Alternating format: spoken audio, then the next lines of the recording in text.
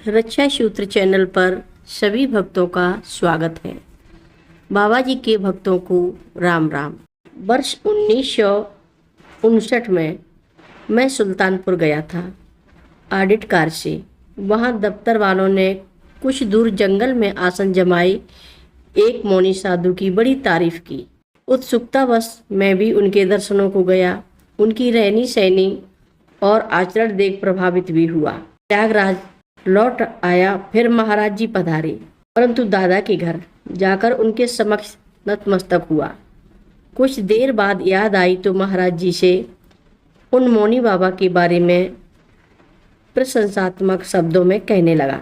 महाराज जी, वे एक निर्जन जंगल में एक पेड़ के नीचे बिना छप्पर छाए के आज पूरे 9 वर्ष से रह रही है।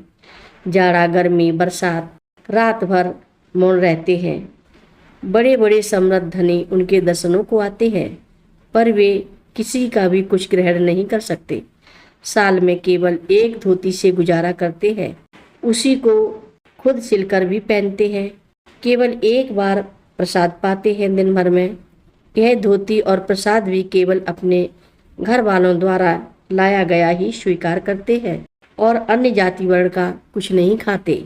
महाराज जी बड़े नाटकीय ढंग से तखत से झुके मेरी बातें सुनते रहे और मेरे प्रभावित मन मानस में उठते भावों को पढ़ते हुए से आंखें घुमा घुमा कर बीच बीच में आश्चर्यान्वित होते से अच्छा है कहते रहे। अंत में मुझसे उसी तरह पूछा, क्या धोती भोजन केवल अपने ही घर का ग्रहण करता है? हाँ महाराज जी। सुनकर तत्काल सीधे होकर बैठ गए और कंबल संभालते हुए बोले, तब कहाँ से साधु हो गया? वह अभी तो अपने ही घर का सब कुछ पाता है। सारे विश्व को अपना समझे बिना कोई भी साधु नहीं हो सकता। सुनकर मुझे संतत्व के प्रति एक सच्चा दृष्टिकोण प्राप्त हो गया। मनन करने पर पाया कि केवल महाराज जी की ही यह सामर्थ्य है कि वे किसी का भी कैसा भी अर्पण स्वीकार कर उसे अपने योग बल से भस्म कर लेते हैं और उनकी इस स्वीकृति में जात वर्ण धर्म अथवा देश काल के प्रति कोई भेदभाव नहीं था।